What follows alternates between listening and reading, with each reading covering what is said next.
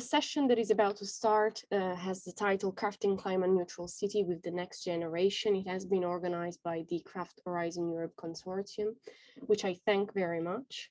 This is part of the online festival, which is at its 4th edition, Festival on Public Participation and Deliberative Democracy, which is organized by European Commission.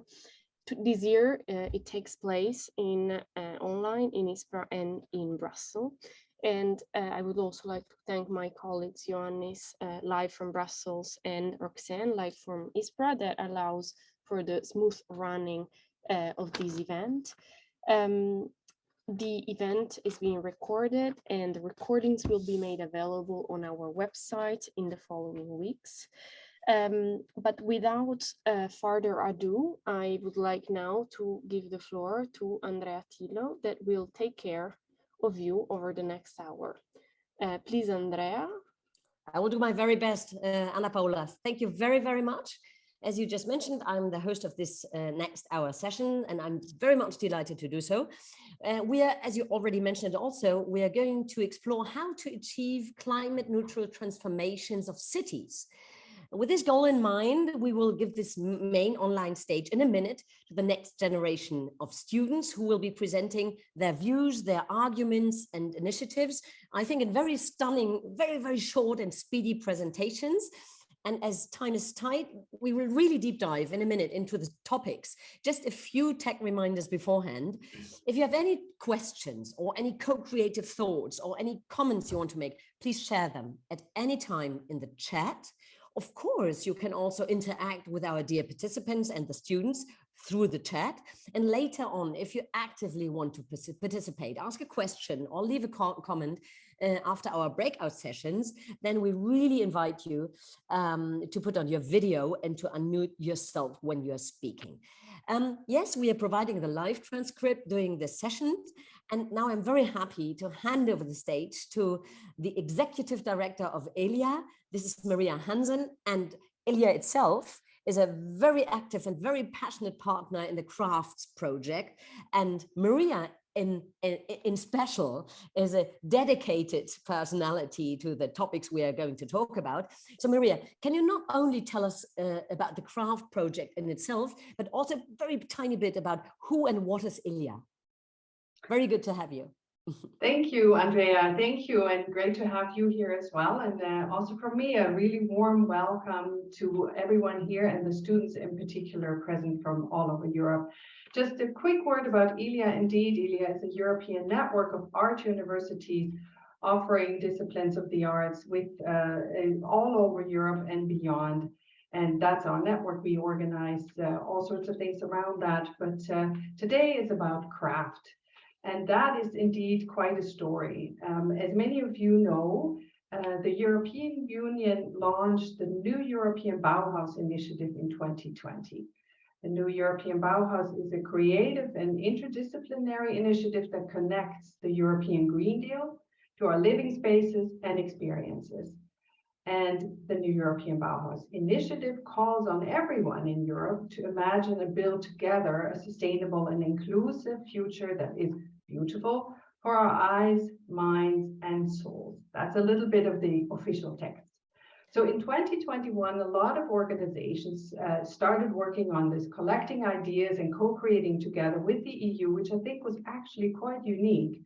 ELIA got quite involved in this, and in particular, we felt that the voice of students was needed, which in our case were the art students.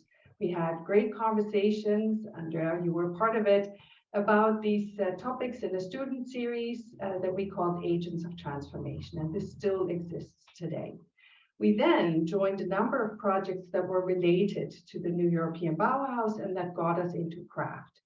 Craft is an EU-funded project funded by Horizon Europe and coordinated by the Norwegian University of Science and Technology and TNU. Craft is there for cities that want to become climate neutral, beautiful, and inclusive. We are a consortium of 4 universities, plus several networks like us and other stakeholders. And Craft believes in bringing together cities and their citizens, policymakers, arts, academia, including students, to jointly shape the transition to climate neutrality. We draw inspiration from the European Cities Mission and the new European Bauhaus principles. We connect that. And CRAFT connects and showcases examples of local collaboration models to be replicated and scaled. At the core of the project are three sandbox cities, Amsterdam, Bologna, and Prague. And we'll hear more about those cities here today. And 60 CRAFT cities have, in the meantime, joined the effort to experiment together. So as you're already naming these craft cities, we will have very dear students from these cities coming together today and really showcasing their inspirations. Can you tell us a bit more about the think and do tanks that are relevant in this process? Yeah, so in the CRAFT consortium, we felt that it was crucial that the voice of students should be central in the project. It is their future we're talking about after all. And we have developed now the concept of the student think do tank, which can take many forms, but they all have a few common elements. First of all, what is the think do tank? I think we all know what a think tank is. Working with a group of people on a problem or a question in a short period of time, finding answers or more questions, recommendations. In a think do tank, participants don't just talk. They may also create something, draw, perform, write, to co-create, input, or to come to an answer. It addresses, the think do tank addresses a broader part of our brain, and then we all go like that. CRAFT think do tanks are interdisciplinary. Students come from all fields of study, and you will see this here today.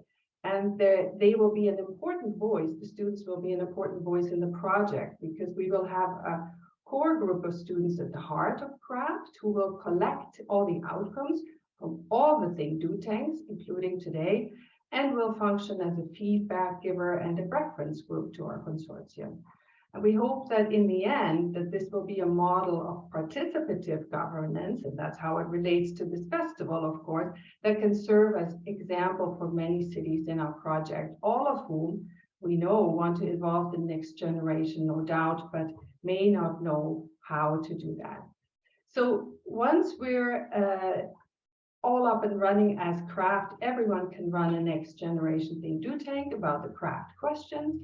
And we would be really excited if lots of people and institutions did that. The first official think do tank will take place in a few weeks live in Helsinki at the ELIA Biennial Conference. And in the meantime, the CRAFT universities are already doing this kind of work. And you will hear quite a few of these stories here today. Back to you. So you're really interested in natural growth of these think and do tanks. What I really like about ELIA is that you have been talking about the crafts, but you really use very innovative digital means to scale this, to really bring the people together. This is what we are also going to do today. So what I thank you very much, Maria, and I really now want to bridge to our dear students. We have Alexei, Lorena, Leonardo, Astrid, Carolina, Aneta, Jean Danton, Constantina, Baudouin, and Galina. And I will properly introduce them each one after one when they will have their little speed presentation. Now, of course, you can believe there's a lot more of thinking and creation, etc., behind it. There will not be the time to really deep dive into each idea or proposal or project, but we are so keen and we are so thankful that you're giving your lifetime and really have prepared for this session. So let's start now. You're all there. You're all very well prepared. So we have each of a minute, which is really challenging. Let's try to keep it in time because then we break out into our breakout sessions with you, dear audience. Let's start with Alexei Kotegov, who's studying at the Czech Technical University in Prague. And a big thanks, saying so, the minute is not starting yet, to Janja Ferrer-Skerget, because she has prepared this fantastic Miro board. And we are now like navigating through this world Janja has created out of your imagery from the 9 students. So Alexei, the floor is yours now. Looking so much forward. Hello.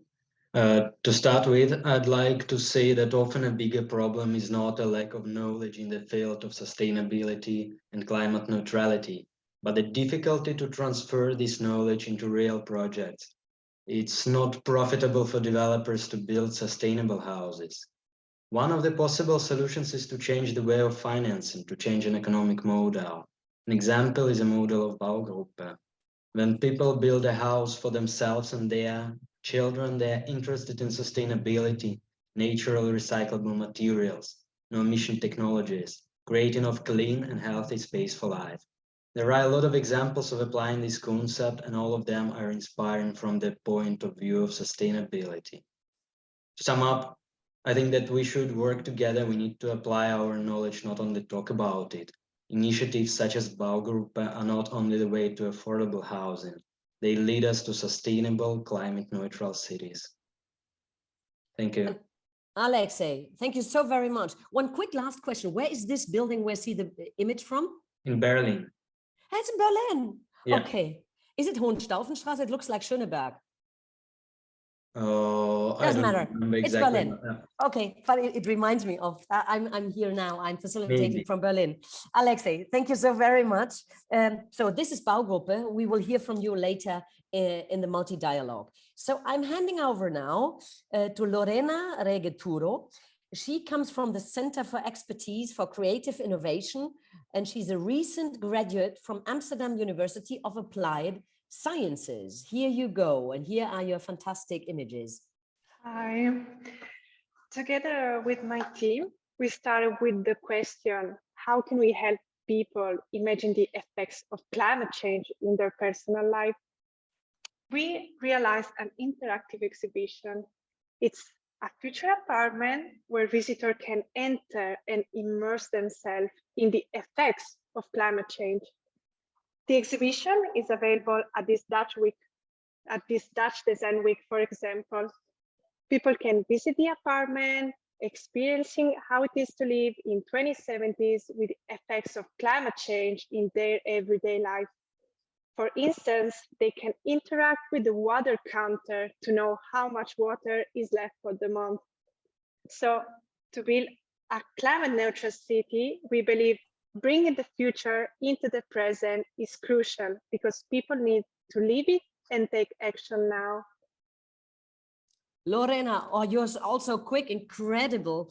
Thank you very, very much. I see there in 50 years of climate change, which of these areas will affect your private life the most? So people can really participate and put their experiences into, and then you're gathering the data also. Okay. Yeah, absolutely.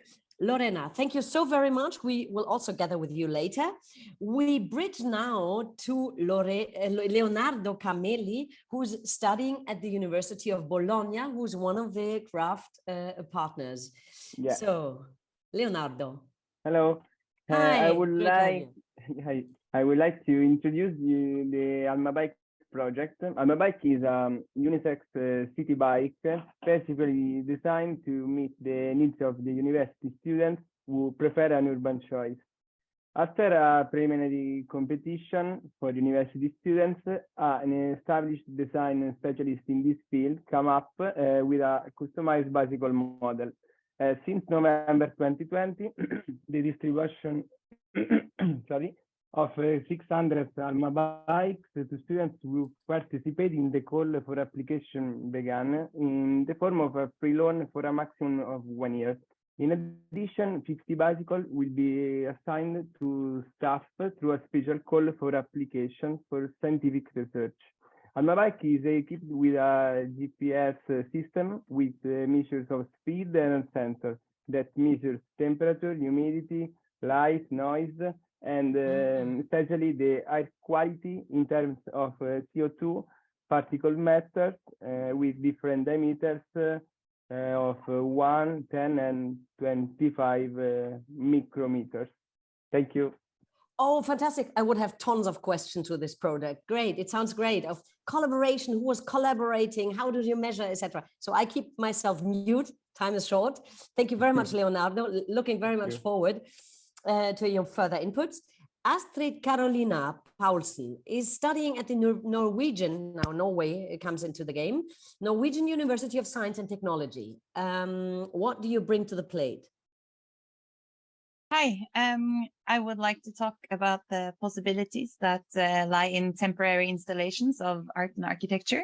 because simply standing in a road, for example, as this image, and imagine it being a place you wish to sit or play is almost impossible. And the temporary installations here on the picture in Trondheim help us see how this road can be utilized in a different way. So they work as an eye-opener and may inspire an agenda for a more ambitious project to facilitate the different use of this space. And maybe this example doesn't look like anything revolutionary, but keep in mind that the Eiffel Tower was also planned to be temporary. And there are many rules and regulations about building in the city, and they are very much needed, but they can also work as a barrier for our imagination. And they also make such a complex premises that they hinder the public from engaging in the development of public spaces. So the temporary installations can be a practical way to simplify these premises and therefore raise engagement from less resourceful and therefore today often underrepresented groups. Great, another great example. Thank you very much. One very quick question. Is it built or is it just in project status? This is built now. Ah, okay. Okay, thank you very much. More to hear from you later. Great, and we now come to Aneta Spinka. She's studying at Charles University in Czech Republic. If you unmute yourself, I hope you're there. Ah, yeah, you're there. Hi. Fantastic photo behind you. Oh, thank you. This is Lutheran.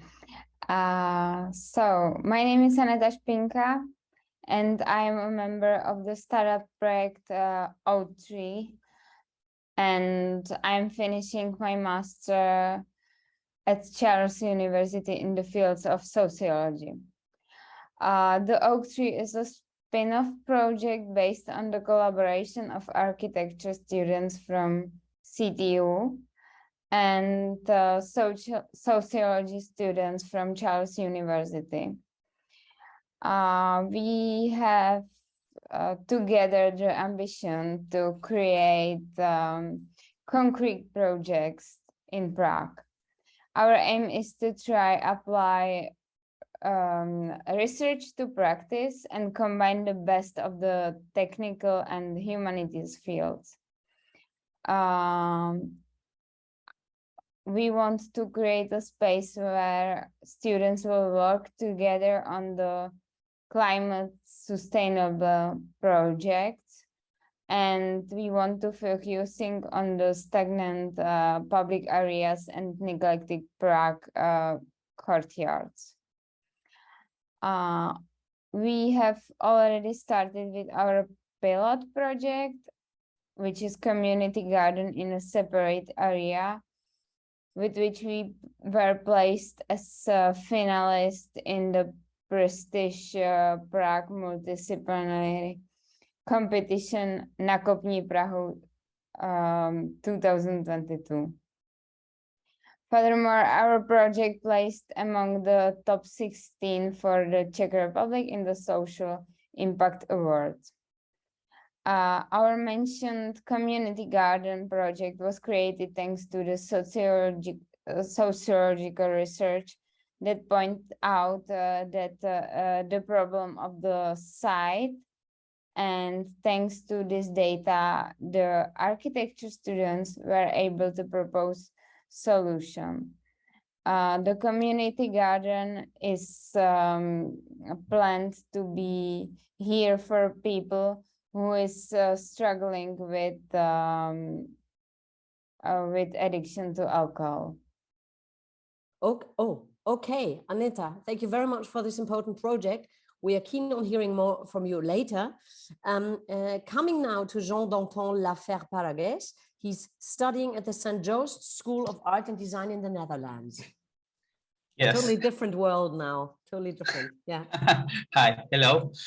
Yes, this project is a project, his name is Ecotone, and it has begun in 2021 after 2 years of research, and I'm trying to connect with my master Ecology Futures research project also, but at this moment, this is what I have developed.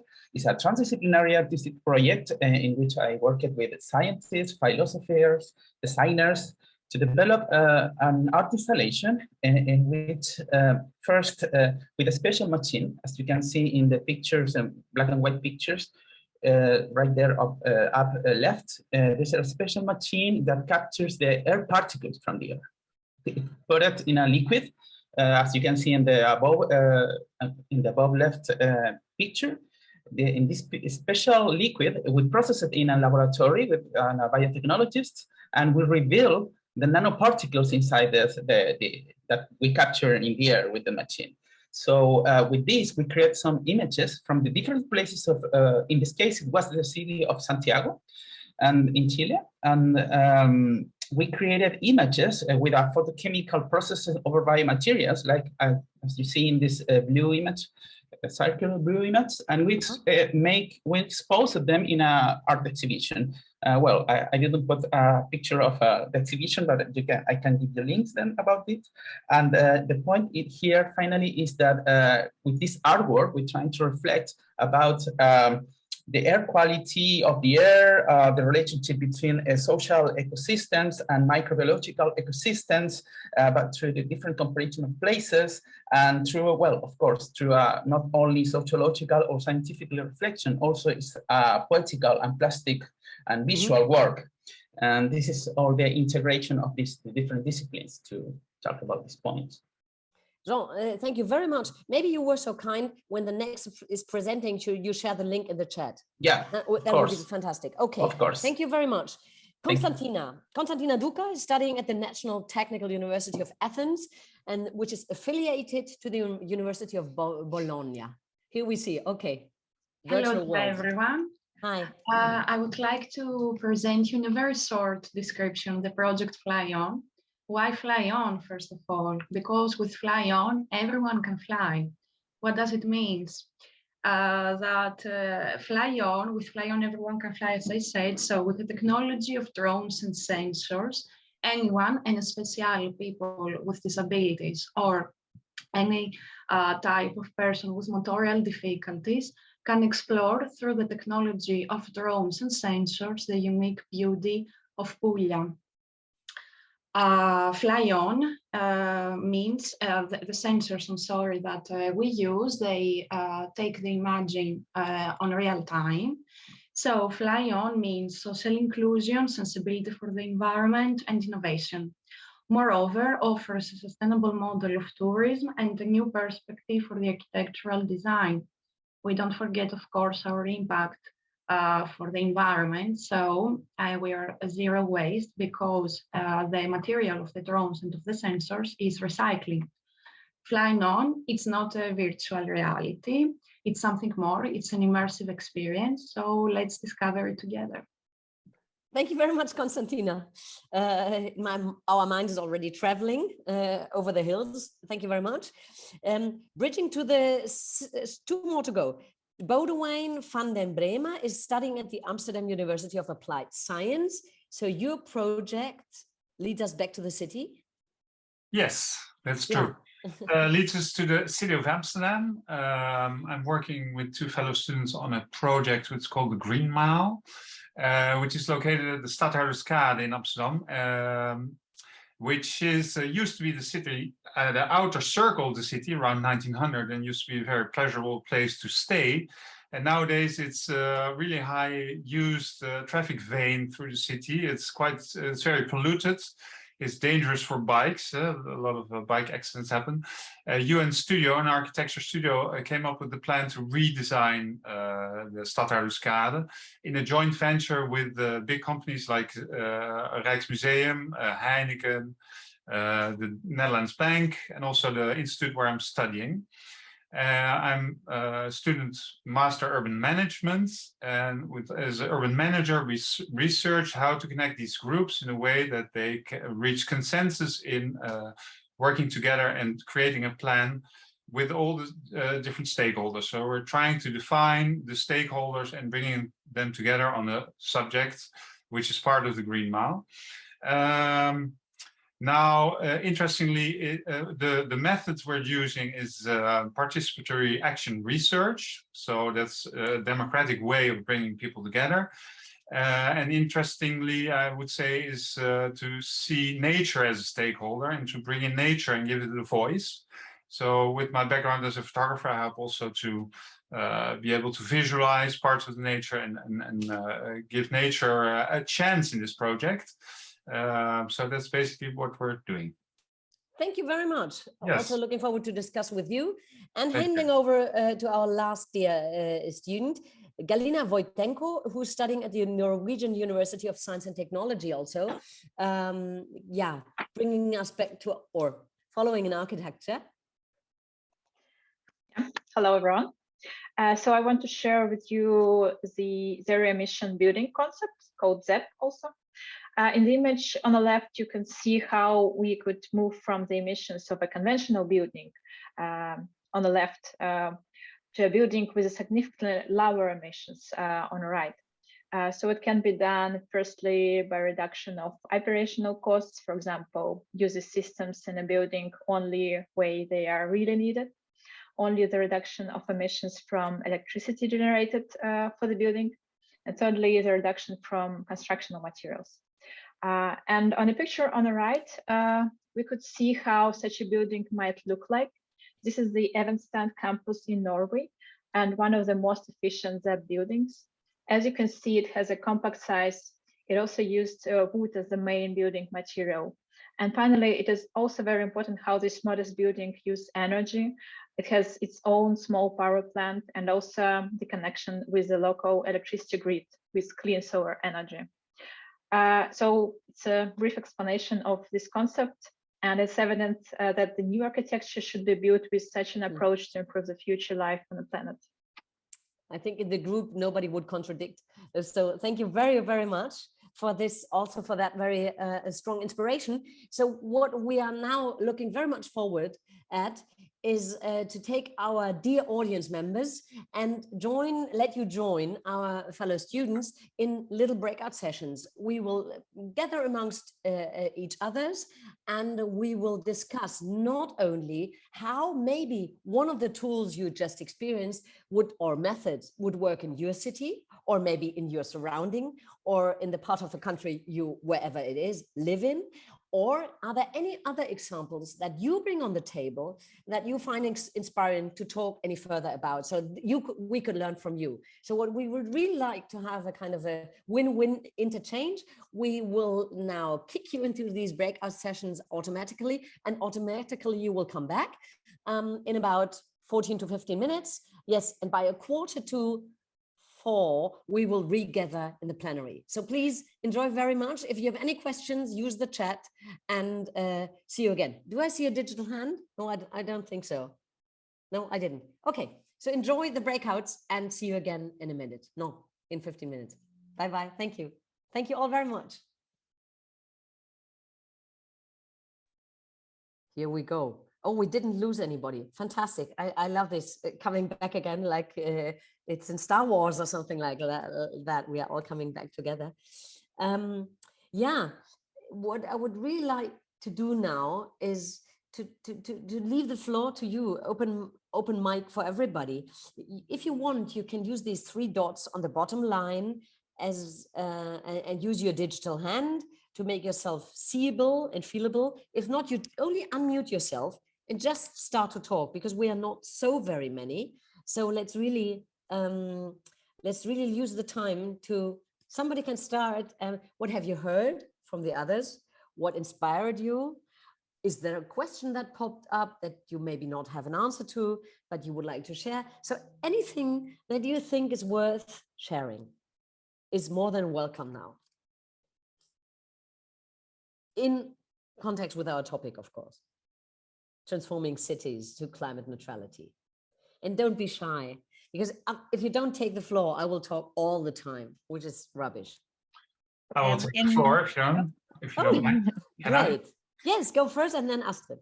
Sorry, I didn't raise my hand, I just started. Anyway, in our small group, I think we had some people talking, and part of the conclusion or the finding was that making problems visible helps in creating understanding and support by larger groups of people.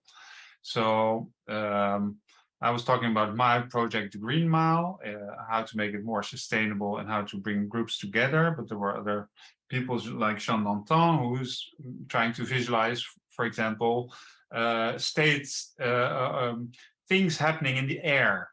So that's not only about air quality per se, but also bringing up findings like coronavirus and trying to visualize what's happening with the air. So I already thought from that it's a nice combination to find each other in this kind of common goal.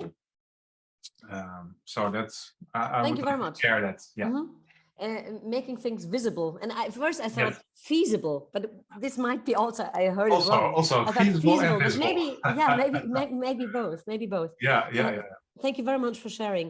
Okay. Maybe Astrid, then Galina, then Konstantina. In our group, we were talking a little bit about how to get people to participate and how helpful it can be to ask. Especially we were talking about children, because they don't have like the boundaries that the society has set for us of what is possible. And if it's they just have a wish and they say it, and then maybe we can do it. But with our own sort of minds, it's really hard to see a future that we've been told our entire lives it's not possible. So the question of how to really gain no boundaries and how to be inspired by this generation. I think I had a kid in the train today, and the way she was looking at me, like we really looking at somebody in depth, and take your time really looking. It was absolutely amazing without any boundaries. So Astrid, thank you very much. Let's collect some more and then maybe dig deeper. Galina. Yeah, thank you. So in our room, discussion was also around the climate neutrality, participation, and also we all was from different locations. It was interesting to discuss the differences in the countries and what kind of conditions we have there, what's popular in a different countries. And it just give me some thoughts about again the participation, but in a big level. So to share experience more between different countries and cultures, what answers they found for different solutions. And it's again always about the discussion and cooperation and co-creation, all of the things, which is really, I think, help in this times of crisis or any kind of problems. Maybe you want to share which countries you have been interacting in this. Who participated? Which countries? At least we discussed Netherlands, Italy, Poland, and Norway. So all the countries is really have different climate conditions or different cultures. Okay, thank you very, very much. We go a bit further, and if anybody wants to jump in or say something, feel free. Konstantina and then Aneta. Actually, I would like to continue the thoughts of Galina, because as designers, urban planners, whatever, we have always, let's say, more or less beautiful ideas, but the ideas, they have to be, first of all, concrete. What I mean, we have to respect the history and the culture and the climate changes in its part of this world. I mean, in the Mediterranean countries, it's something different. We should have a different approach in order to design some things and use the good practices from other countries. So if we see a good practice, we cannot take this good practice, and just to put in another country without study before the needs, because the needs are different. And if we study the needs, we have to communicate these things and our approach of design in the communities, in the citizens, because the citizens live the space, the open public space. So if we don't have a strength, how to say, relationship with the people that we design. I mean, we should design for the people with the people, because otherwise it's not useful. Just the architects and the urban planners and other categories to design and have only beautiful ideas that they cannot be, how to say, they cannot be in touch with the needs of the citizens. If I listen to you, I hear several things. I hear, first of all, human-centered design or participation in the design process on regional levels or multicultural levels. So there is no one-fits-all solution. And what I also ask myself is like, how should people really be asked, or what they are really longing for, what they need in order to really then design for a future that is sustainable? So really to put that into practice on the question, how do we do the development? What is the development track like? How does it look like? And does anybody want to build on the argument of Galina and of Konstantina now to say something directly to this, or do you have other ideas? Astrid is clapping hands to what you said, you two, but anybody who wants to jump into that topic? Me, go ahead, Anita. Okay. Yeah. So I wanted to say almost the same as as girls before, but I think we all agree that even if we are from the different spaces and different cultures, the most important thing when you want to create something for people is just talk with people, you know, because we are kind of creating some images in our head, but it doesn't mean that they are really fit for the people.